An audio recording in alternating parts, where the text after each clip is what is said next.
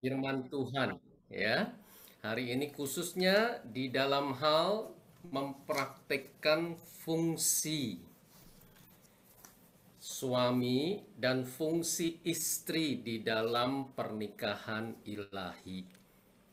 Nah, malam hari ini saudara, kami bukan lagi mau bicara kepada saudara, tapi kita mau bicara dengan saudara semua yang ada di sini. Jadi, kita berharap ini tidak hanya berlangsung satu arah, ya, tetapi kita mau betul-betul mendaratkan di bumi, ya. Karena yang kita bahas ini adalah hal yang sangat fundamental, saudara, di dalam pernikahan, sekaligus sangat praktis dan juga sangat menantang, saudara.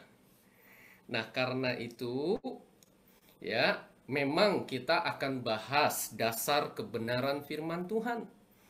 Tapi tentunya, saudara, nggak berhenti sampai di situ. Kita akan bahas hal-hal yang konkret.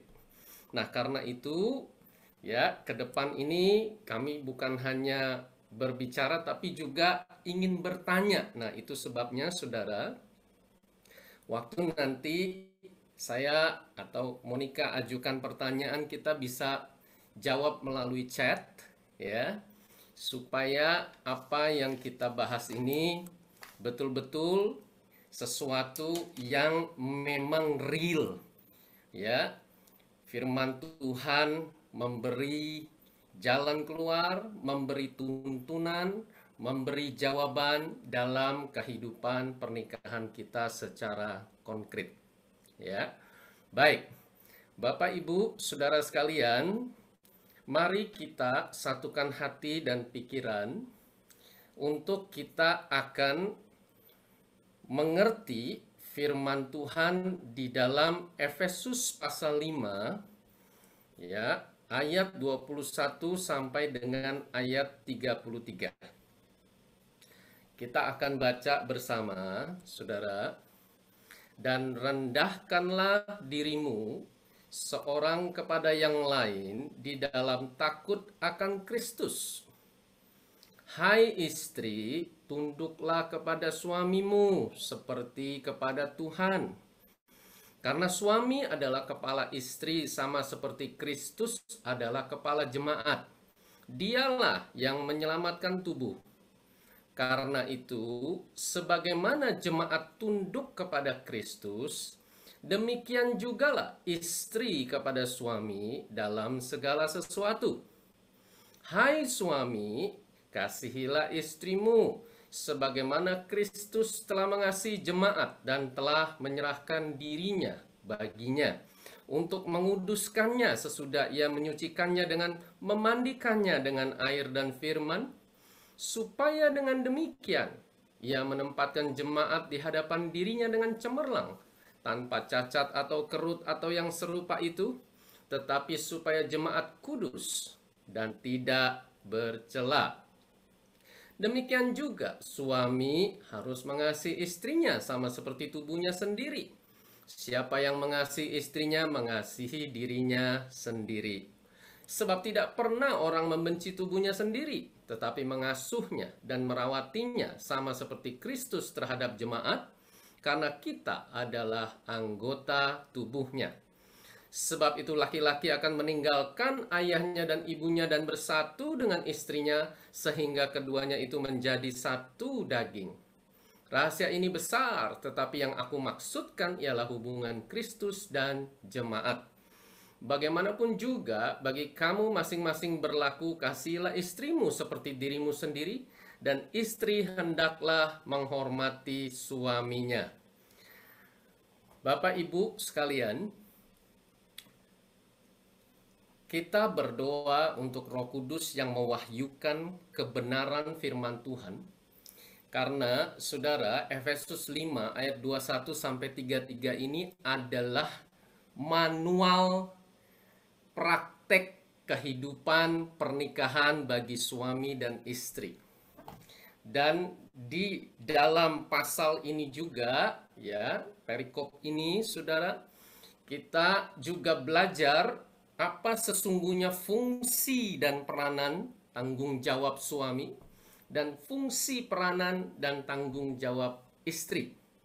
Nah, kalau kita sederhanakan dan kita ringkas, saudara, fungsi dan tanggung jawab utama suami menurut firman Tuhan di Efesus 5 yang kita baca barusan adalah mengasihi istri. Sesederhana itu dan sebegitu besar tantangannya untuk mempraktikkan itu. Dan fungsi utama, tanggung jawab utama istri adalah tunduk kepada suami. Sesederhana itu dan semenantang itu, saudara. Nah, saat ini ya, saya ingin bertanya kepada setiap suami yang hadir dalam Mesbah Koramdeo ini.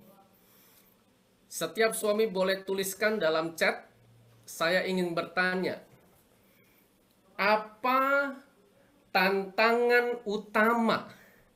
Ya, setiap pribadi tanya diri sendiri, setiap suami tanya, apa tantangan utama yang saya hadapi secara real di dalam praktek mengasihi istri?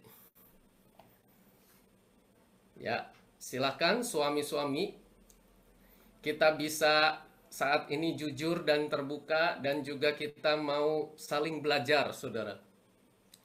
Ya, sambil suami-suami akan tuliskan dalam chat, saya juga akan ajukan pertanyaan kepada para istri, tapi nanti ini segmen kedua setelah segmen pertama ini, ya. Apa tantangan utama bagi para istri untuk mempraktikkan tunduk pada suami? Ya, tapi untuk para istri jawabnya nanti, ya, pada giliran segmen kedua. Nah, sekarang para suami silahkan. Apa tantangan pribadi yang utama? Ya, setiap suami kalau ada istrimu di sebelah, boleh pandangin istri dan terus tanya diri sendiri, apa ya tantangan saya mengasihi istri saya ini? Ya, ini ada yang tulis sabar menemani istri ke pasar saat keliling-keliling. Nah, ini tantangan yang real nih, saudara. Ya, thank you.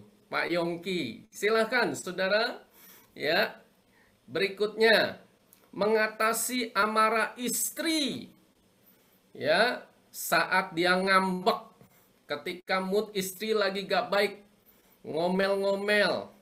Tantangan utama saya menerima segala kekurangannya dan tetap mengasihi.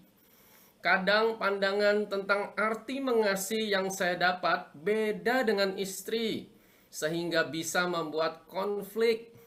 Ya, istri yang perfeksionis, wow, ya. Apalagi saudara mengatasi istri kalau lagi emosi.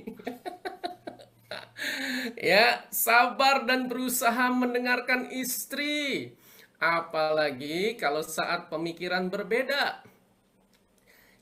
Tantangan saya kepada istri mengalah pada saat berargumen. Istri selalu benar ya. Ya, sabar memahami istri.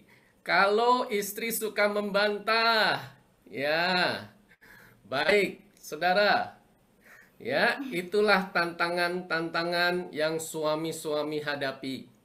Nah, sekarang kita masuk kepada segmen yang kedua.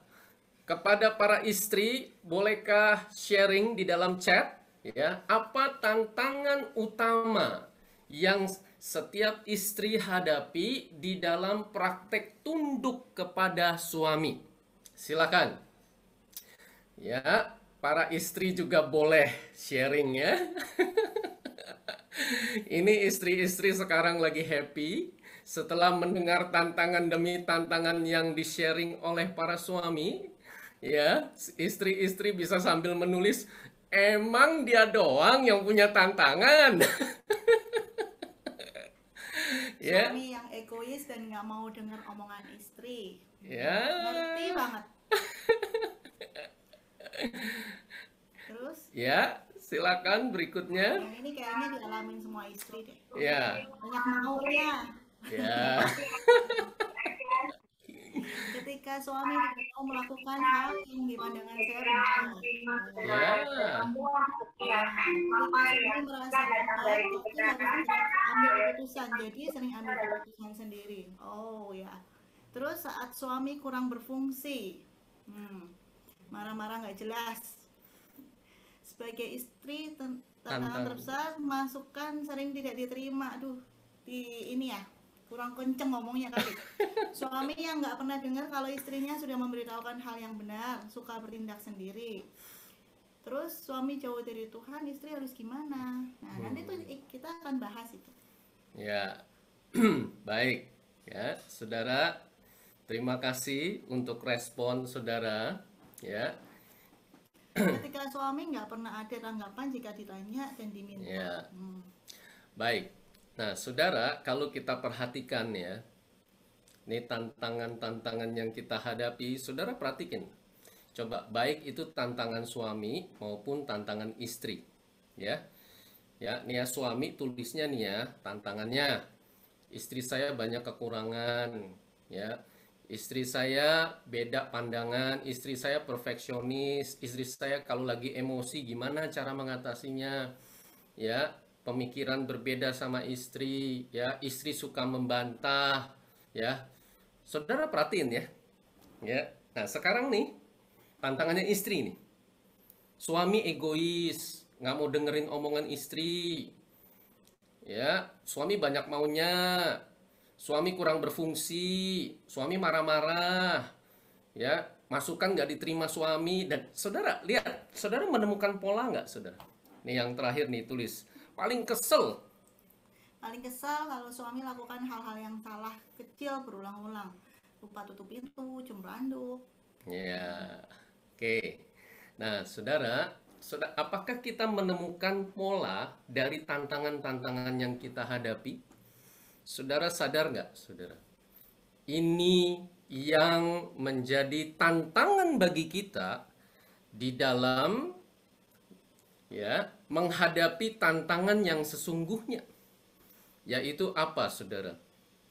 Nah, kalau kita perhatiin tantangan-tantangan kita, saudara, itu adalah tantangan-tantangan yang berdasarkan ekspektasi, saudara. Suami, tantanganmu apa dalam mengasihi istri? Ya istrinya sih suka emosi.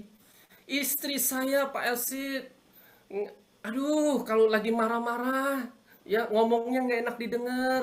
Istri saya, ya istri saya. Kenapa, saudara? Kita merasa tantangan yang kita hadapi demikian. Semua tantangan itu, saudara, itu berdasarkan ekspektasi saya sebagai suami, mestinya istri saya nggak begitu. Demikian pula tantangan-tantangan istri. Saudara perhatikan nggak? Suami saya nggak mau dengerin, suami saya egois, suami saya begini begitu dan seterusnya. Saudara sadar nggak? Itu adalah tantangan yang berdasarkan ekspektasi. Mestinya suami saya nggak begitu. Dan saudara tahu, kalau kita masih terus punya paradigma, mindset, cara berpikir, tantangan saya dalam praktek firman Tuhan bagi suami mengasihi istri, bagi istri tunduk pada suami, terletak pada pasangan hidup saya. Saudara dengar? Maka kita tidak akan beroleh kasih karunia untuk betul-betul melakukan firman Tuhan sesuai dengan anugerah Allah, saudara. Kenapa? Karena kalau ada ekspektasi, itu artinya ada tuntutan, saudara. Kita menuntut pasangan hidup kita sesuai idealisme kita.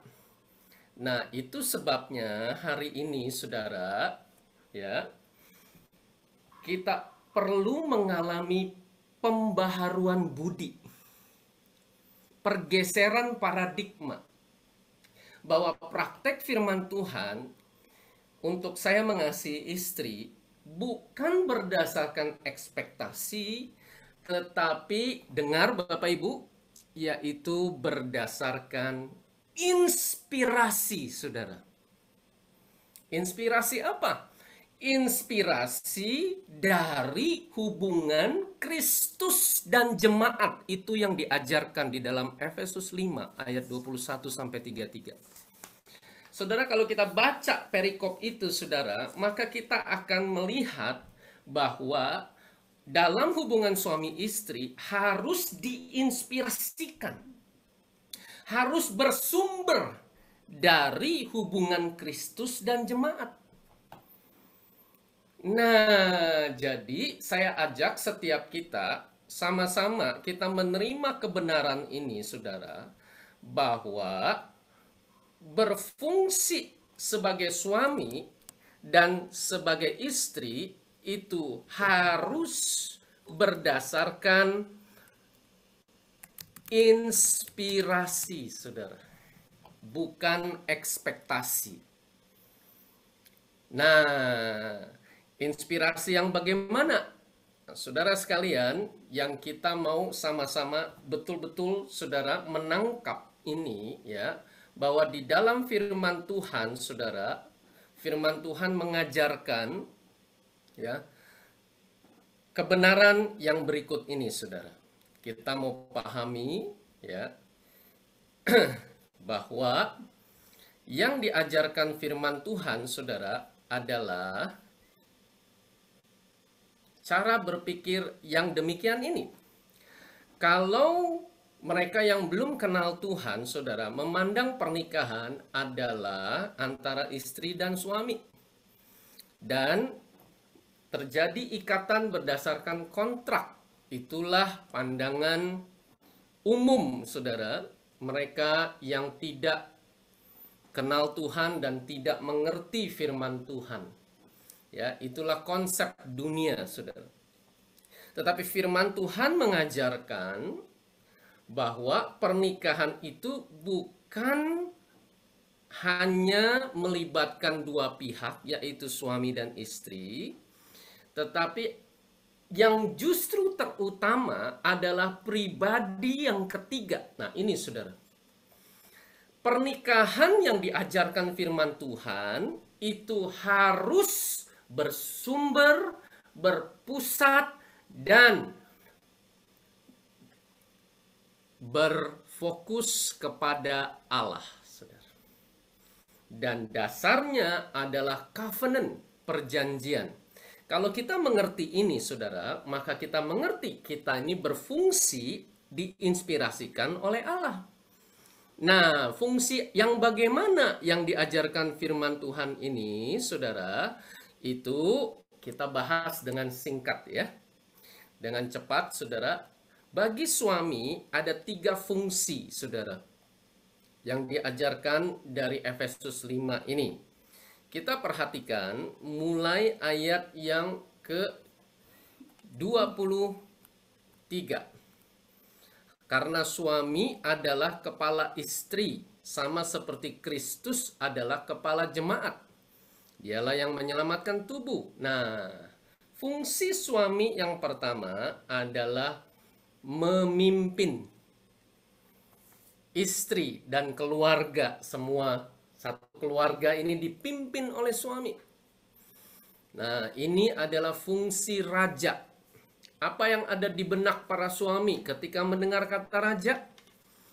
Ya, kita cenderung kalau dengar, oh saya ini berfungsi sebagai raja, memimpin. Maka yang ada di benak kita adalah otoritas. Ya, sebenarnya tidak salah, saudara. Ya, yang ada di benak kita berarti saya memerintah. Berarti saya sebagai raja, saya yang punya kuasa. Saya yang mengambil keputusan akhir.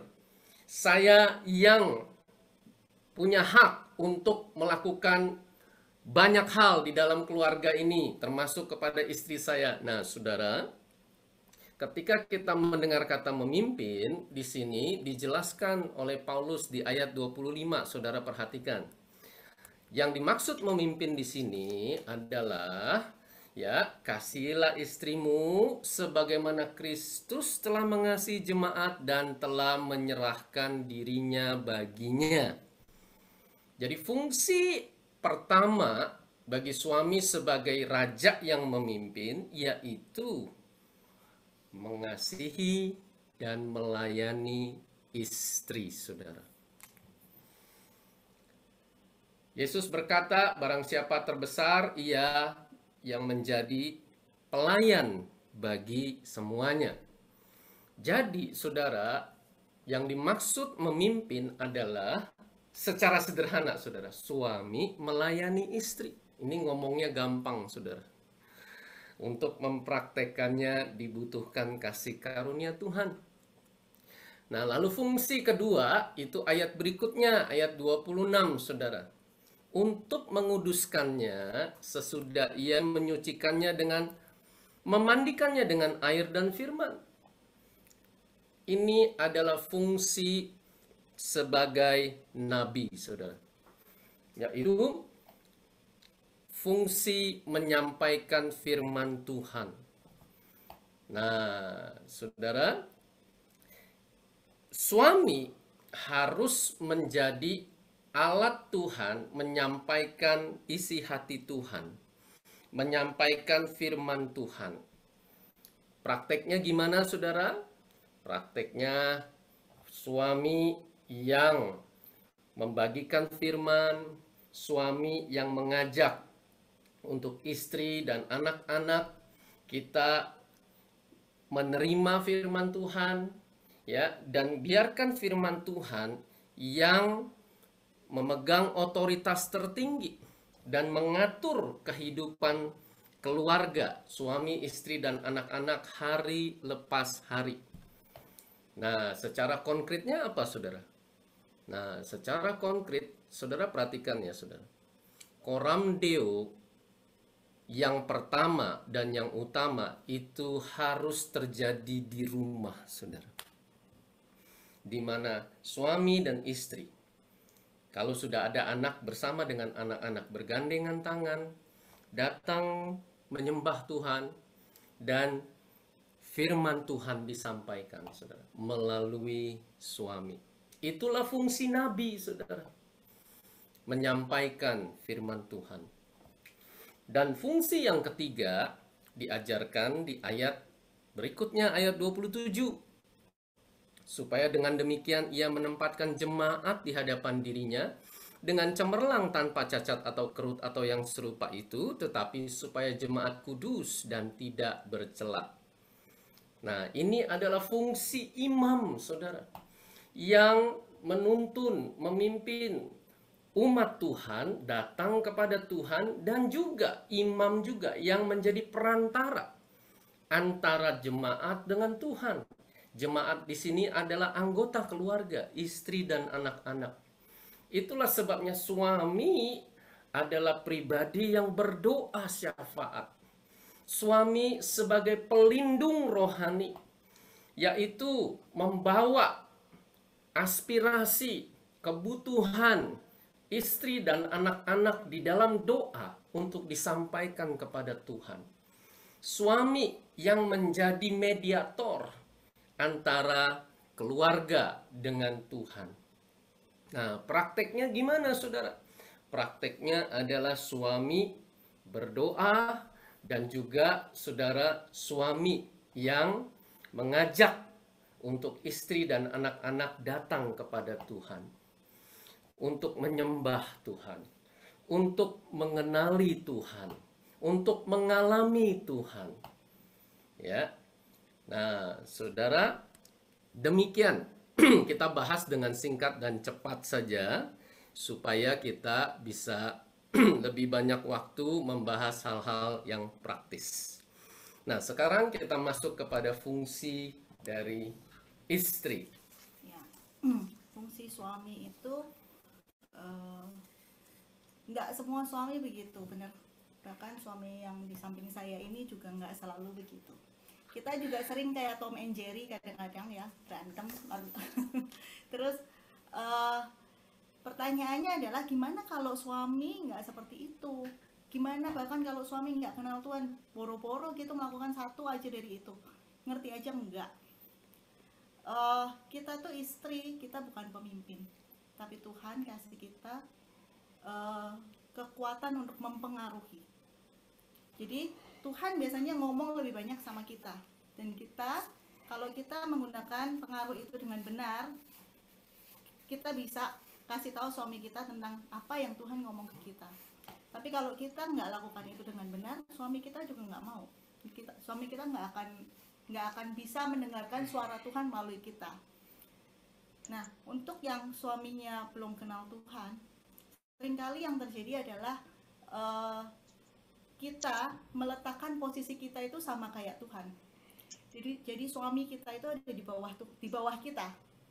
Karena kita merasa kita lebih tahu kebenaran, kita merasa suami kita mah nggak ngerti lah, dia nggak melakukan fungsinya, dan kita jadi taruh hati kita, dan kita jadi taruh posisi kita di atas suami kita. Kita merasa kita sejajar sama Tuhan, dan kita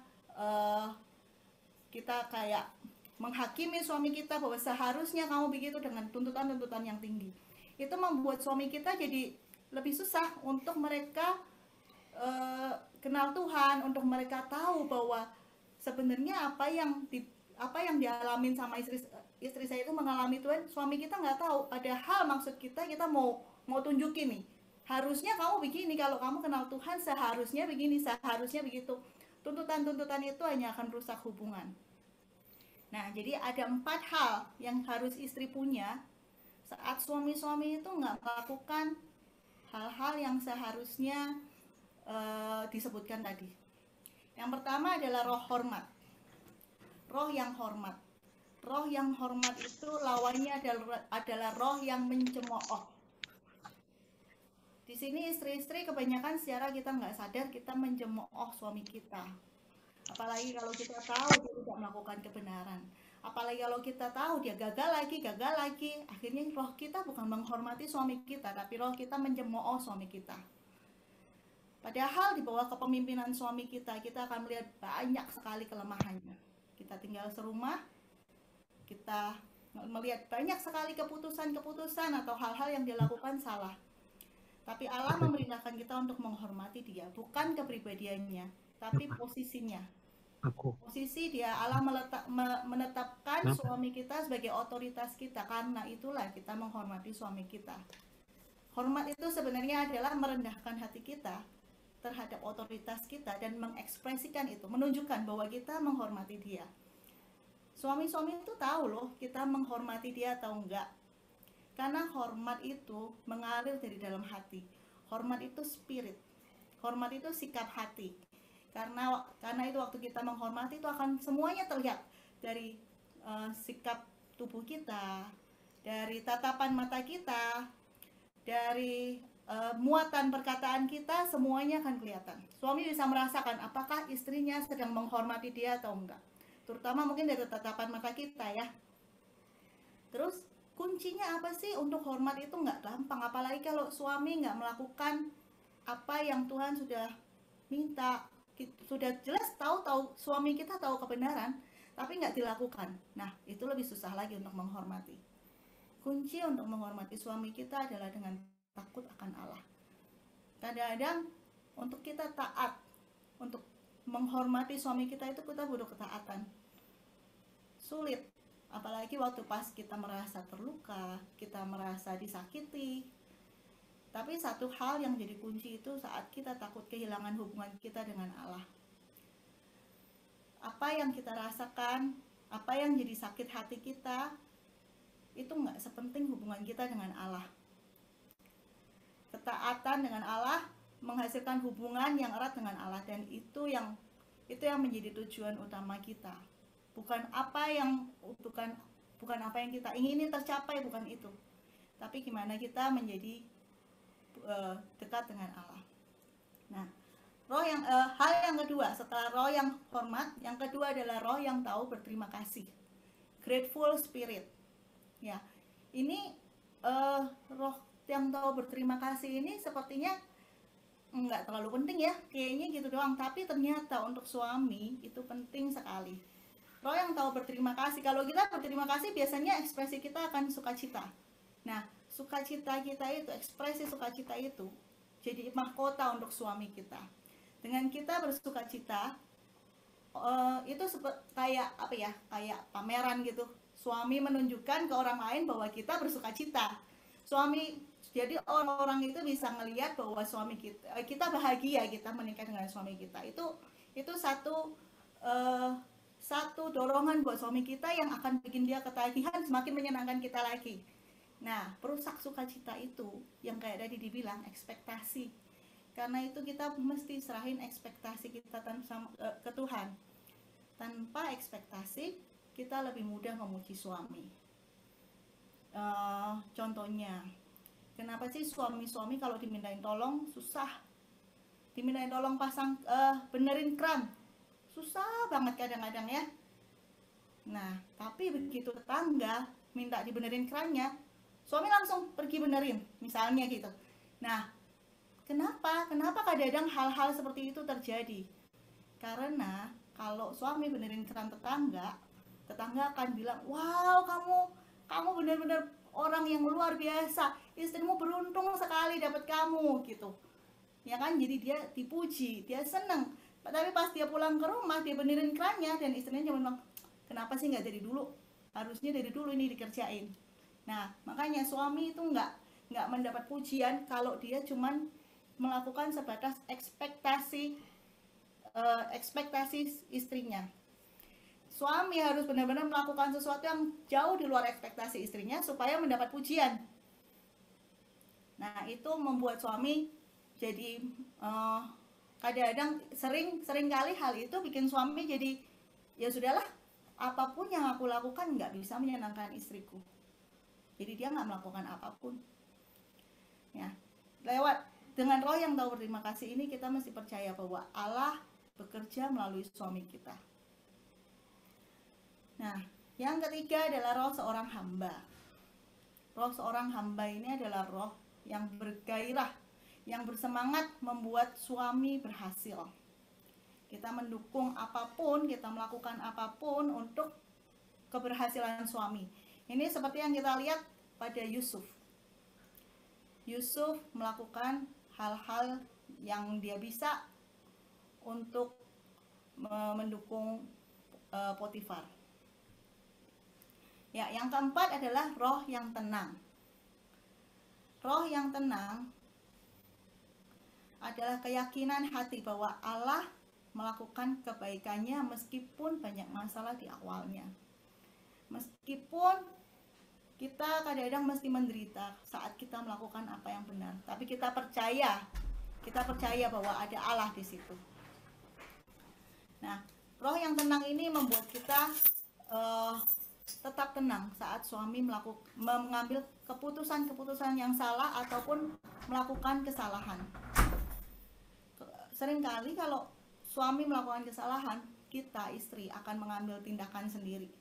Itu sama aja kayak perempuan yang bodoh menghancurkan rumahnya sendiri. Perempuan yang bodoh menghancurkan rumahnya dengan bertindak sendiri. Saat kita mengambil alih apa yang mestinya diputuskan oleh suami kita, yang mestinya dilakukan oleh suami kita, kita sedang menghancurkan rumah kita. Kita bisa belajar dari istrinya Pilatus. Istri Pilatus tahu kalau Pilatus melakukan itu, Pilatus akan bisa bersalah. Tapi istri Pilatus ngomong, dan istri Pilatus nggak ambil alih keputusan itu. Istri Pilatus membiarkan Pilatus yang mengambil keputusan itu. Gimana kalau gagal? Gimana kalau kita sudah kasih tahu dan suami kita tetap memilih kegagalan? Itulah roh yang tenang. Roh yang tenang itu percaya bahwa kadang-kadang Allah bekerja di dalam hidup suami melalui kegagalan. Yes, puji Tuhan.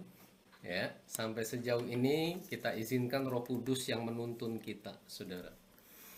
Nah, kalau tadi kita membahas tantangan-tantangan pribadi kita, ya. Nah, pertanyaannya sekarang, kalau begitu tantangan yang benar itu bagaimana? Apakah kalau kita praktik berfungsi sebagai suami, yaitu mengasihi istri, menjadi raja, imam, dan nabi, ya, itu nggak ada tantangan? Oh, tantangannya besar sekali, saudara. Tapi tantangan yang alkitabiah adalah begini, saudara. Bagaimana saya menghayati dan mengalami peranan dan fungsi Kristus supaya sedemikian rupa menginspirasi saya untuk saya mengasihi istri saya. Artinya, kalau saya menemukan istri saya bereaksi negatif, emosional, ya, melakukan hal negatif dan seterusnya, itu sebetulnya bukanlah tantangan yang sesungguhnya. Tetapi tantangan yang sesungguhnya adalah saya sebagai suami, bagaimana saya mengalami dan menghayati fungsi dan peranan Kristus ketika Kristus menyerahkan dirinya, berkorban, mati bagi saudara dan saya, yaitu gerejanya, ya, dan tetap mengasihi tanpa syarat. Bagaimana itu saya alami supaya saya beroleh kasih karunia untuk tetap mengasihi istri saya, walaupun istri saya begini dan begitu. Demikian pula tantangan yang benar bagi istri itu bagaimana, saudara? Ya, tantangan yang biblical, saudara, yaitu bagaimana istri bisa memperoleh inspirasi dengan mengalami dan menghayati, ya, Kristus sudah lakukan segalanya bagi jemaat dan jemaat itu berespon yang benar terhadap Kristus. Ya, dan bagaimana istri bisa melihat bahwa walaupun suami jauh dari sempurna, tetapi karena Kristus yang sudah menaruh suami pada posisi sebagai kepala, istri beroleh kasih karunia untuk tetap tunduk kepada suami. Baik, nah saudara, hubungan suami istri adalah hubungan yang paling orisinil,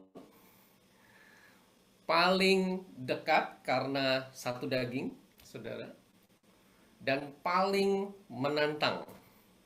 Itulah sebabnya saya sering berkata kepada rekan-rekan, ya, baik di dalam kompak ataupun kepada para pemimpin-pemimpin yang jadi rekan-rekan kita bersama-sama, kompak pertama dan yang utama adalah di rumah, saudara, suami dan istri.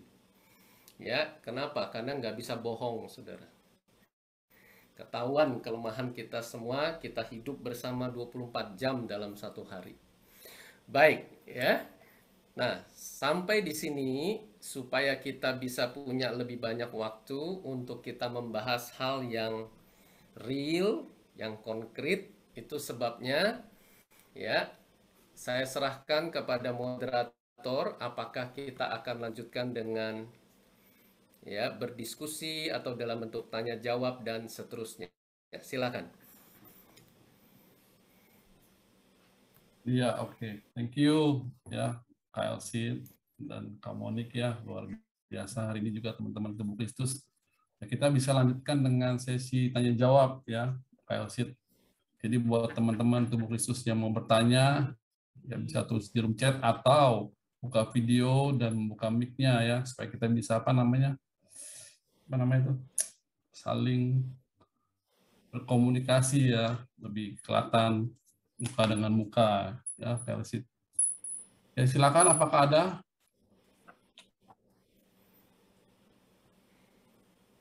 Ya, sambil menunggu ada satu pertanyaan ya, Pak Elsit ya.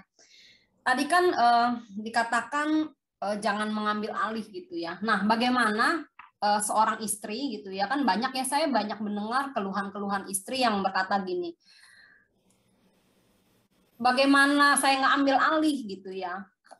Kalau saya tanya nih, jawaban suami terserah gitu ya. Misalnya dia nanya apa, untuk mengambil satu keputusan lah ya, misalnya mau kemana gitu, mau kemana, kita mau kemana ya, atau makan apa ya gitu. Nah, suami kadang-kadang suka terserah gitu, ya udah akhirnya istri ambil keputusan lah. Nah, tapi dalam perjalanan kayaknya nggak senang suaminya gitu ya, entah ketemu macet ya marah-marah gitu ya, atau ada halangan sedikit marah-marah. Jadi istri sebenarnya tahu nih suaminya nggak senang gitu ya, tapi untuk sebenarnya istri mau gitu, maksudnya suami aja yang ngambil keputusan gitu. Nah, tapi itu yang terjadi gitu. Nah, hal-hal seperti itu bagaimana tuh Kak Elsit?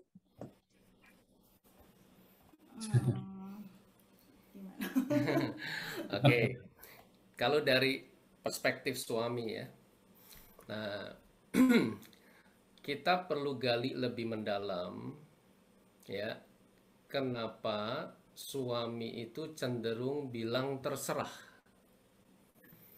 Karena ada suami-suami yang ngomong terserah itu sebetulnya sebagai ekspresi dari kekecewaan kepada istri dari pengalaman-pengalaman sebelumnya. Ya, ada kasus-kasus yang demikian. Ada juga yang suami itu cenderung ngomong terserah karena suami itu memendam kemarahan atau memendam kebencian sehingga ya nggak memandang istrinya lagi sebagai pasangan hidupnya, ya, sehingga saudara karena nggak boleh cerai, ya udahlah kita udah jadi orang Kristen, ngerti firman Tuhan, tapi ya hidup bersama tetapi jauh di dalam hati, saudara, nggak berkomunikasi dengan intim, ya, tidak terjadi, saudara, ya, saling berbagi dan seterusnya. Nah, sehingga jadi suami ngomongnya terserah, no problem, ya, up to you, ya. Nah, saudara tahu nggak, ya, ini kita lagi ngomongin siapa, saudara? Kita lagi ngomongin diri sendiri, saudara. Saya lagi ngomongin saya sendiri, saudara. Nah, kesempatan ini, ya, oleh kasih karunia Tuhan kita mau share, saudara. Ya, saya sebagai suami, saudara, saya mengaku dosa, ya.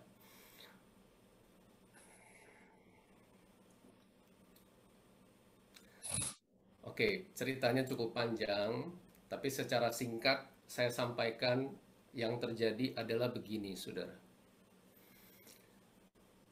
Saya sebetulnya sudah cukup lama memendam kekecewaan terhadap istri saya. Dan beberapa kali, ya saudara, dalam beberapa kesempatan kita jadi konflik.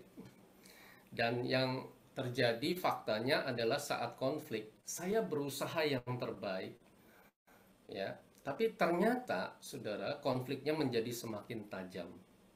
Sampai akhirnya satu titik, saudara, saya karena terakumulasi, saya kecewa sekali. Nah, jadi sebenarnya yang tadi saya tulis tuh, saudara, ya, itu adalah datang dari hubungan kita, saudara.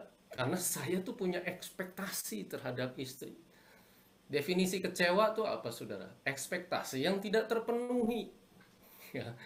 Nah, saudara, akhirnya sampai satu titik, tahu nggak apa yang terjadi, saudara? Ya, this is true story ya, saudara. Dan ini terjadi loh, saudara. Yaitu apa?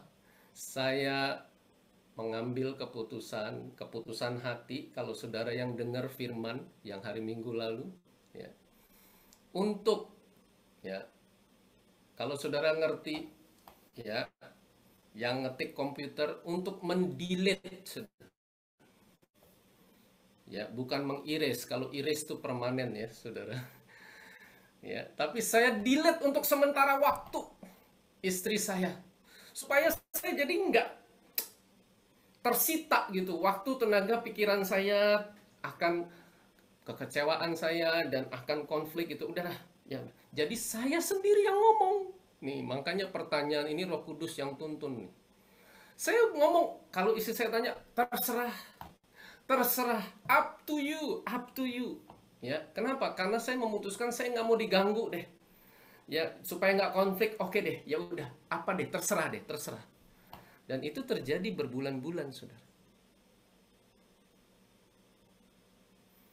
Saya tidak punya sikap hati yang mau menghapus permanen, tapi ya sementara. Kalau nggak, saya nggak bisa kerja ini. Kalau nggak, saya nggak bisa produktif ini. Saya akan tersita waktu, tenaga, perhatian saya, dan sebagainya. Nah, saudara, sampai minggu lalu, penatua minta saya menyampaikan firman Tuhan. Saya masih ingat, itu hari Rabu, saudara. Asid, kamu sampaikan Matius 5, ayat 21 sampai 26. Waktu saya belajar firman Tuhan, saudara, tahu nggak, saudara? Roh Kudus bicara kepada saya. Ini baru kejadian minggu lalu ya, saudara. Jadi, this is hot from the oven. Ya. Roh Kudus bicara, yang saya mau sampaikan ini, siapa yang pertama harus bertobat? Ini orangnya yang pertama harus bertobat, karena saya sudah menghapus pribadi istri saya, walaupun sementara ya. Ya enggak lah, saya sih enggak mau, enggak sampai nanti selamanya seterusnya saya hapus, tapi cuma delete ya. Saudara, kalau Ctrl X, saudara tahu ya, Ctrl X, di-cut saudara. Nanti bisa di-paste lagi gitu. Tapi sementara saya cut, saudara. Waduh, Roh Kudus templak saya, saudara. Itu hari Kamis malam, saudara. Istri saya sudah tidur. Waduh, saya tahu bahwa saya harus praktek bertobat dulu ini, sebelum saya menyampaikan firman Tuhan, saudara. Dan saudara tahu, singkat cerita, hari Jumat saya sudah janji jam 3 sore untuk syuting. Saya bergumul, saudara. Kenapa? Karena ya, setiap suami, halo suami, setiap pria tuh punya ego, betul, saudara? Waduh, saya untuk praktek ini, yang firman Tuhan ajarin, yang Yesus perintahkan, masih ingat gak, saudara? Bagaimana cara menang atas kemarahan? Yang pertama, saya harus, ya saudara masih ingat? Periksa diri saya. Yang kedua, saya harus penyerahan hak saya. Waduh, itu saudara, itu tidak mudah. Tapi akhirnya, singkat cerita, saya angkat tangan, saya menyerah. Roh Kudus menjamah saya, saudara. Saya hancur hati, saudara. Roh Kudus yang berurusan dengan pribadi saya, sampai saya beroleh anugerah. Ya, saudara, sampai syuting itu telat, udahlah, saya jadi bilang sama Pak Budiman, maaf Pak Budiman, saya telat. Saya praktek dulu firman Tuhan. Saya datengin istri saya, saudara. Saya ngaku dosa. Saya bilang saya sudah cut dia, saya sudah delete dia dari hati saya karena kekecewaan yang saya pendam. Ya, karena kemarahan saya. Nah, saudara, dan Tuhan bekerja. Tuhan memulihkan hubungan kami. Ya. Nah, saudara, itu sebabnya, saudara. Ya, Tuhan bawa kami masuk ke dalam dimensi yang baru. Karena saudara, malamnya ya, hari Minggu, hari Senin dan seterusnya kami membahas hal-hal yang sangat mendalam dalam hubungan kami, di mana kami rekonsiliasi. Saya mengakui, saya merasa begini dan seterusnya. Ya. Nah, itulah sebabnya saya mengencourage setiap suami. Saudara, saya ketemu ya suami-suami ya, itu tiap malam tidur seranjang sama istrinya, ya, hidup bersama-sama, ya, karena lagi kerja di rumah terus, ya saudara. Tapi ya saudara ya, ternyata saya menemukan waktu saya gali masih banyak sekali hal yang dipendam terhadap istrinya. Termasuk saya sampai minggu lalu, saudara. Ya, dan itu sebabnya mari saya ajak untuk kita belajar sama-sama taat. Setiap suami tunduk kepada otoritas firman Tuhan. Mari kita lakukan firman Tuhan. Ya. Baik, demikian Seni. Ya. Wow. Ya, makasih Kak Elsit. Luar biasa ya. Tadi saya baru ngeh yang tadi pas Kak Elsit bilang kita membumi ya, ternyata otentik teman-teman ya. Ternyata firman itu bukan hanya kata-kata semata ya, tapi harus dipraktekkan ya. Ketika kita praktek maka terjadi pemulihan. Oke, ini ada satu lagi pertanyaan yang masuk ke handphone saya ya. Bagaimanakah bisa hidup, dari Ivan Roy ya, bagaimanakah bisa hidup tanpa ekspektasi sementara pasangan kita terus-menerus disfungsi? Yes. Ya, thank you untuk pertanyaannya ya. Nah, saudara, kalau kita perhatikan ya di Efesus 5 itu, pernikahan kita ini sebetulnya adalah drama kehidupan. Pernikahan suami dengan istri itu sebenarnya cuma sebagai gambaran, cuma sebagai display tampilan, cuma sebagai metafor dari hubungan yang sejati, yang sesungguhnya antara Kristus dengan jemaat. Nah, itu sebabnya, saudara, kunci untuk suami dan istri mengalami hubungan yang sejati di dalam Kristus adalah setiap suami dan setiap istri harus, saudara dengar, ini kebenaran yang sedemikian sederhana sekaligus sedemikian powerful, saudara. Setiap suami dan istri masing-masing harus berfokus kepada Kristus supaya betul-betul bisa menemukan diri sendiri yang sejati di dalam Kristus, dan dengan demikian beroleh kasih karunia untuk praktek bagi suami mengasihi yang sejati dengan kasih Kristus untuk mengasihi istri. Demikian pula bagi istri untuk berfokus kepada Kristus sehingga memperoleh dan menemukan dirinya yang sejati, dengan demikian beroleh kasih karunia untuk tunduk kepada suami. Nah, kalau tadi pertanyaannya tapi ini disfungsinya udah terus-terusan dan bertahun-tahun. Nah, baik ya. Ini contohnya, saudara. Ya. Kalau ya bagi suami nih terus menemukan istri, ternyata ya kita semua nobody's perfect ya. Termasuk saya dan Monica, nggak ada satupun yang sempurna. Nah, kalau saya menemukan istri saya ada kelemahan dan tidak berfungsi dalam beberapa hal, saudara, bagaimana respon yang benar dari suami? Yang praktek mengasihi. Caranya gimana? Caranya, saudara, berfungsilah sebagai raja yang melayani. Artinya suami memberikan teladan kepada istri. Ya.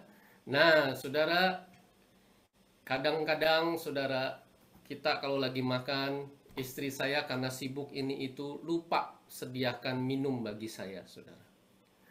Ya, dan lupanya bukan sekali dua kali, berkali-kali, saudara. Ya, sehingga saya di tengah-tengah makan, saudara, saya kalau dulu ya, saudara, waktu tahun-tahun awal menikah itu aja bisa jadi konflik, saudara. Tapi sekarang, saudara, saya bangun, saya ambil gelas atau cangkir, saya tuang minuman, saya minum, dan saya juga tawarkan kepada istri saya. Ya, praktik mengasihi dengan memberi teladan. Dan juga pada momen yang tepat, saudara, suami boleh menyampaikan kebenaran untuk masing-masing kita berfungsi. Ya, sampaikan kebenaran itu di dalam kasih. Tentunya berbeda ya kalau kebenarannya dengan mengkritik atau menyampaikan kebenaran di dalam kasih. Ya, suami boleh mempraktekkan itu dengan roh kelemah lembutan. Nah, saudara, suami juga berfungsi sebagai imam, mendoakan istri. Ya, bawa kepada Tuhan, tumpang tangan istri. Ya, doakan istri. Ya, coba saya tanya nih kepada setiap suami saat ini, kapan terakhir kali suami berdoa menumpangkan tangan kepada istri? Ya, ini pertanyaan yang setiap suami boleh jawab dalam hati. Ya, baik. Ya, demikian. Silakan. Ya Kak, mau tanya Kak. Nah kalau tadi kan suami punya 3 fungsi ya Kak Elkit. Nah yang saya mau tanya tuh, kadang istri itu dalam meminta keputusan aja gitu harus tanya suami gitu. Sampai hal-hal yang mungkin yang seharusnya bisa diputuskan sendiri. Contoh misalkan besok mau makan apa gitu, besok mau masak apa. Nah itu kalau suami nggak ngambil keputusan, apakah itu suami yang disfungsi atau apakah ada batasan-batasan yang membuat kita tahu gitu, sadar gitu. Istri itu kalau ambil keputusan, nanya keputusan ke suami itu harus yang batasan seperti apa Kak? Thank you Kak. Ya. Itu kan bukannya pertanyaan untuk suami. Ya, oke, ini juga pertanyaan dituntun Roh Kudus, karena ini pertanyaan konkret yang terjadi juga di antara kita, saudara. Itu gitu aja bisa jadi konflik tuh, ya. Nah, saudara, ya, apa yang terjadi, saudara? Ya, ini juga satu bagian yang saya juga, kayak begitu aja nanya. Kamu pikir aku kurang kerjaan apa ngurusin urusan makan, ngurusin pertanyaan ini itu yang nggak penting gitu ya. Terus saya jadi terganggu gitu loh karena jawab ini ya saudara. Nah, bagian saya bekerja tuh banyak merenung saudara. Banyak berpikir saudara. Jadi saya sering bengong. Bengong bukan karena pikiran kosong ya saudara ya. Jadi bengong karena ya proses pengendapan firman Tuhan itu perlu meditasi, saudara. Nah, jadi kadang-kadang waktu saya lagi bengong, tiba-tiba istri saya masuk ke ruangan, mau makan buah nggak? Saya jadi terganggu gitu loh. Sehingga untuk menjawab dia, saya butuh waktu sampai 10-15 detik untuk switch, saudara. Saya ulang lagi pertanyaannya apa? Dan itu dalam sehari, saudara, terjadi bisa berkali-kali. Dan itu dulu kita sampai ribut, saudara. Hanya perkara mau makan apa. Ya. Ini mau makan ini dulu, apa makan itu dulu. Dan seterusnya, saudara. Hal-hal yang demikian. Padahal kadang-kadang maksudnya istri itu untuk menghargai suami. Maunya yang apa dulu. Jadi sebenarnya bukan karena nggak bisa ambil keputusan ya. Tapi karena, ayo suami maunya apa. Jadi kita tawarkan, mungkin begitu ya Kak. Tapi kalau suami kalau dengan pertanyaan itu suami nggak jawab sih ya nggak apa-apa juga sih ya. Cuman kalau menjawab itu kalau sampai dijawab itu membantu untuk istri. Oh oke, maunya ini, jadi kita senang siapinnya. Jangan sampai udah disiapin terus nggak dimakan kayak mau yang lain. Itu aja sih ya. Nah, kita beroleh anugerah untuk mengatasi hal-hal seperti itu. Sampai sekarang ini sudah jauh berkurang isu seperti ini. Yaitu dengan cara apa, saudara? Kita bersepakat, saudara. Ya sudah, apakah perlu kita buat rencana menu per minggu, saudara? Jadi hari Senin, ya terserah deh, pokoknya mau atur Senin, Selasa, Rabu. Tapi ini 7 hari menunya itu kombinasinya apa aja. Makan pagi, makan siang, makan malam, ayo duduk deh kita. Mau 2 jam, 3 jam silahkan. Tapi abis itu beres. Jadi kita sepakati, kita sudah punya daftar kombinasi menu. Nah, sekarang tinggal istri pilih deh nanti dalam daily-nya ya, hari lepas harinya. Ya udah, sekarang mau kombinasi yang mana? Udah putuskan aja sendiri. Kan kita udah sepakat kombinasinya menunya bagaimana. Itu contoh dalam hal menu ya. Nah, jadi memang di sini dibutuhkan komunikasi untuk kita hati ke hati saling terbuka dan berbicara. Bagaimana kita buat kesepakatan di dalam hal ini. Ya. Demikian. Thank you, Kak. Oke, thank you ya, Kak Elsit. Ya, mengingat waktu ya, kita kasih kesempatan lagi untuk satu pertanyaan. Nah, ini ada Michelle ya, Michelle Alicia ada angkat tangan. Apakah ingin bertanya? Ya, saya mau bertanya, Pak Elsit. Kalau suami dan istri punya ketertarikan yang berbeda dari umumnya, suami hobi masak, istri hobi teknik. Sebenarnya kalau dijalani cuma berdua, no problem. Tapi berhubung terlihat oleh tetangga misalnya, waktu si istri lagi bertukang di luar rumah, karena di dalam rumah sempit, apa namanya, orang-orang ketiga tuh suka gini, loh suaminya kemanain, kok ngerjain sendiri gitu loh. Terus terkadang saya suka kayak begitu-gitu kan nggak enak didengar sama suami ya. Nah saya cuma bilang oh belum sempat. Tapi kayak orang berbohong, sebenarnya memang karena dia nggak bertukang gitu. Nah kalau misalnya kebetulan ada tamu datang, lalu ngeliat suami saya masak, saya yang lagi ngelukis gitu ya, dia yang masak, oh rajin banget ya, kamu beruntung ya punya suami gitu. Emang kamu nggak bisa masak? Padahal saya bisa masak, saya bisa bikin kue. Tapi dia yang hobi, gimana tuh?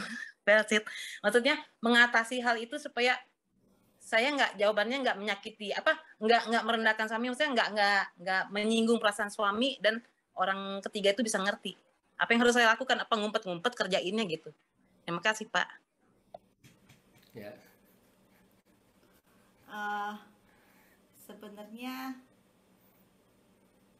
Sebenarnya Bu, kalau punya suami jago masak itu bangga sih Bu. Jadi nggak perlu diumpetin ya kayaknya ya. Kalau suaminya suka masak sih saya suka ngumbar juga sih, ini masakan suami saya gitu. Tapi pas saya lagi bertukang, saya nggak enak gitu kok pada tanyain suaminya mana, ya gitu kok dikerja kamu yang ngerjain kayak begitu. Saya takut jawaban yang saya ini merendahkan dia, tapi jadi gimana ya? Ya orang umum kan nggak ngerti ya. Terkadang perempuan juga ada yang suka teknik gitu. Ya mungkin Ibu bisa jawab ya memang saya hobi. Jadi bukan suaminya nggak mau ngerjain, tapi memang Ibu yang hobi. Bilang apa adanya karena memang pada kenyataannya Ibu nggak lagi merendahkan suami dan pada kenyataannya hal itu oke-oke aja. Kayak kami punya teman, mereka pembicara parenting, mereka banyak bicara di mana-mana, tapi di rumah kalau ngusir tikus istri, suaminya takut sama tikus. Di rumah kalau ngurusin hal-hal yang teknis gitu istri, dan it's okay, mereka bangga dengan itu, mereka tampil apa adanya bahwa memang suaminya takut tikus, takut kecoa, takut cicak, istrinya semua yang lakuin. Bahwa suaminya malahan suaminya kalau itu kerjaannya nyetrika, karena suaminya kalau nyetrika jauh lebih rapi daripada istrinya. Setiap kali mereka mau bicara di depan, suaminya bawa setrika, mereka pergi ke luar negeri, keluar kota bawa setrikaan untuk suaminya nyetrika. Mereka cerita apa adanya dan itu bukan sesuatu yang memalukan ya.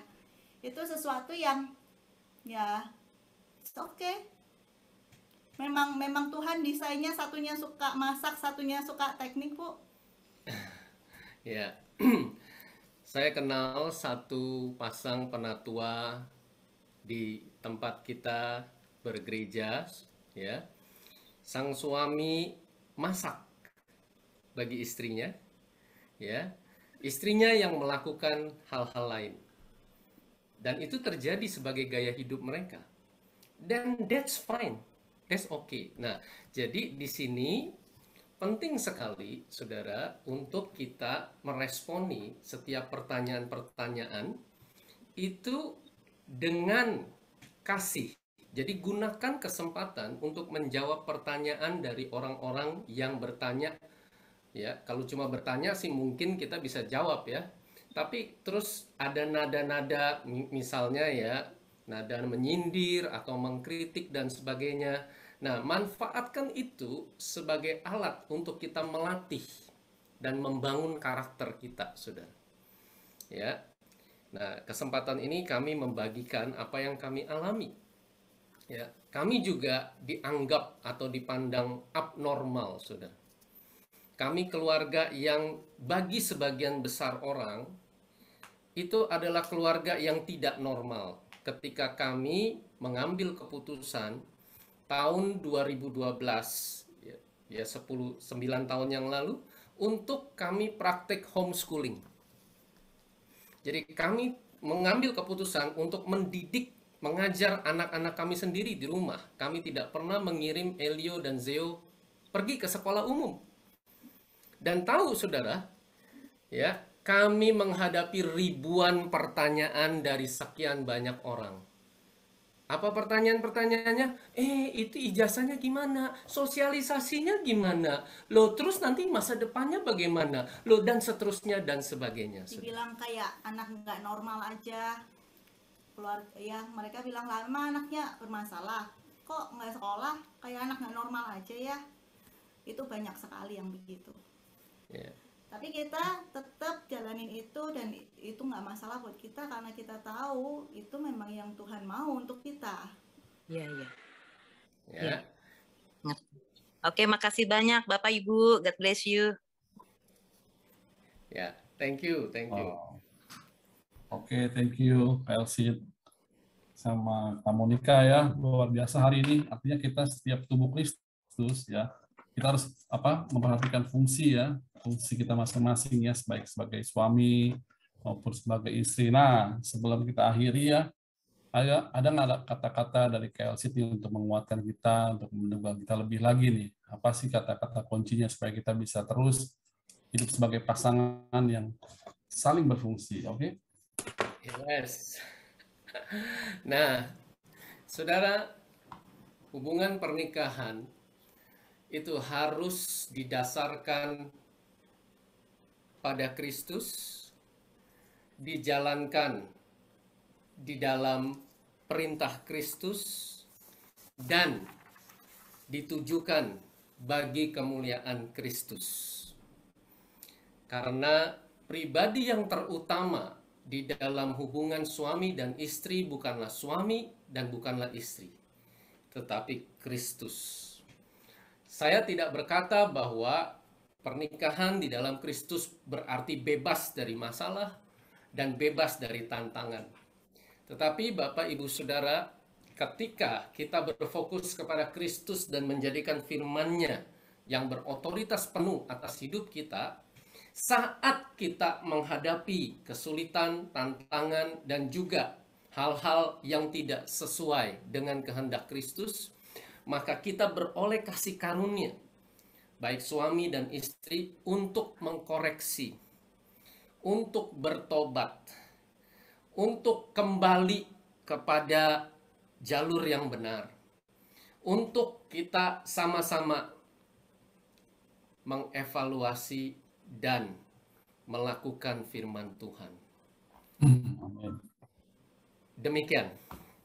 Amin. Thank you. Luar biasa ya. Untuk istri-istri mungkin untuk tunduk dan hormat kepada suami itu bukan hal yang gampang. Itu susah sekali. Saya sendiri jatuh bangun terus. Cuman saya belajar banget bahwa Allah itu melakukan kehendaknya melalui otoritas kita, melalui suami kita.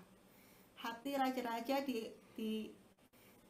berada di tangan Tuhan ya. Dan dialirinya. Ya itu, saya nggak hafal. Ya. Tuhan tuh yang membelokkan hati raja-raja kemana arahnya. Jadi Tuhan yang membelokkan hati suami kita. Kalau Tuhan ngerasa kita perlu dibentuk dalam karakter A, misalnya suami kita sebenarnya yang orang yang baik-baik, tapi Tuhan tuh yang membentuk hati suami kita. Mungkin saat kita perlu belajar sesuatu, Tuhan bisa mengeraskan hati suami kita supaya kita terbentuk karakternya di bidang itu. Tuhan akan melakukan apapun untuk membentuk karakter kita, karena fokus utama Tuhan adalah karakter kita serupa dengan Kristus. Jadi Tuhan itu nggak pernah salah menempatkan kita di bawah otoritas kita. Kita ketemu suami yang seperti apa, Tuhan nggak pernah salah. Karena Tuhan bekerja melalui itu.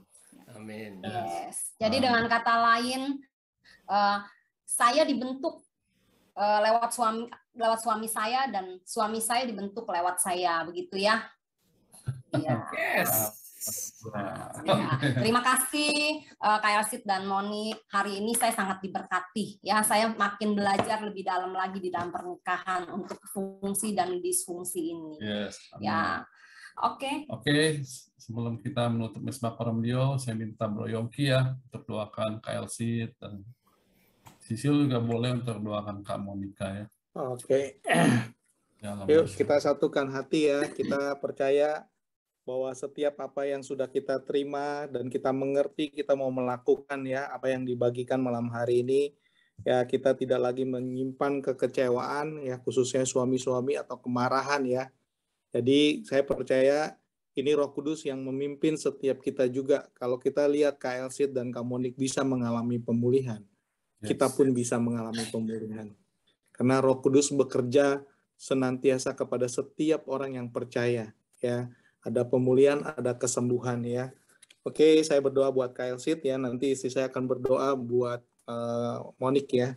Yuk kita gentangkan tangan, kita sepakat ya, kita satukan hati kita. Benar Tuhan, ketika Engkau memberikan otoritas kepada Kak Elsit, ketika Engkau juga menjadikan ia raja, memimpin juga setiap keluarga, bahkan juga komunitas, bahkan di dalam pelayanannya, di dalam marketplace, Bapak. Kami tahu Tuhan, Kau yang terus tambahkan hikmat buat Kak Elsit Tuhan. Ketika dia juga ambil tanggung jawab sebagai nabi Tuhan, untuk mengatur segala sesuatunya Tuhan. Sesungguhnya itu Engkau sendiri yang mengatur setiap rencana-rencana besar dalam kehidupan Kak Elsit Tuhan. Sehingga banyak orang akan terinspirasi Tuhan. Banyak orang juga akan melihat bahwa setiap apa yang ia rencanakan, Kau yang buat berhasil Tuhan. Ketika ia juga mengambil imam yang membawa perantara bagi banyak orang. Kami tahu Tuhan, malam hari ini pribadi Kak Elsit membawa istrinya terlebih dahulu beserta anak-anaknya mengalami perjumpaan dengan Tuhan. Ketika ia menjadi imam yang benar-benar mempersembahkan tubuh, jiwa, dan rohnya. Kami tahu Tuhan, ini adalah ibadah yang sejati.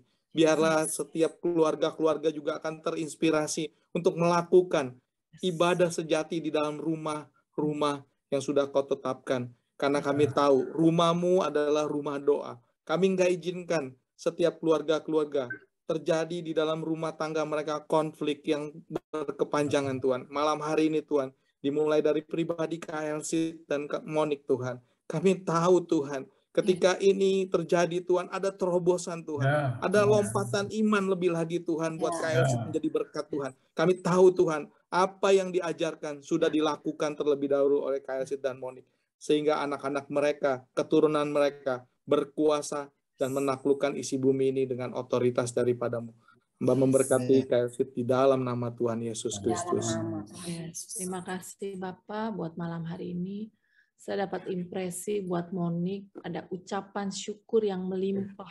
Dan malam hari ini Tuhan, kami percaya Tuhan, pengenalan akan Engkau itu menghasilkan ucapan syukur yang melimpah di dalam hidup Monik Tuhan. Sehingga dia boleh berfungsi Tuhan sebagai seorang istri Tuhan, sebagai seorang ibu Tuhan.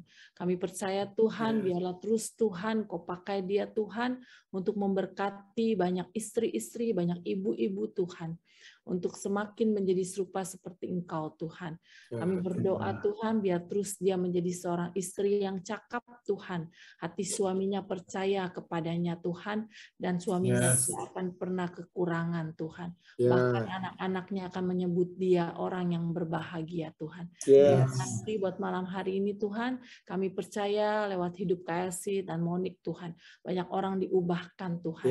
Malam hari ini Tuhan, banyak pernikahan Tuhan diubahkan Tuhan, dan mereka boleh berfungsi Tuhan sesuai dengan apa yang sudah Engkau tetapkan di dalam firman-Mu Tuhan, untuk mengasihi dan menghormati Tuhan, untuk tunduk dan taat Tuhan. Terima kasih Bapa, dalam nama Tuhan Yesus kami berdoa. Amin. Amin. Amin. Wah, thank you ya, Kak Elsie. Thank you ya Kak Luar Monik. biasa. Luar biasa. Thank you. Thank you. Thank you, Monik. Thank you ya.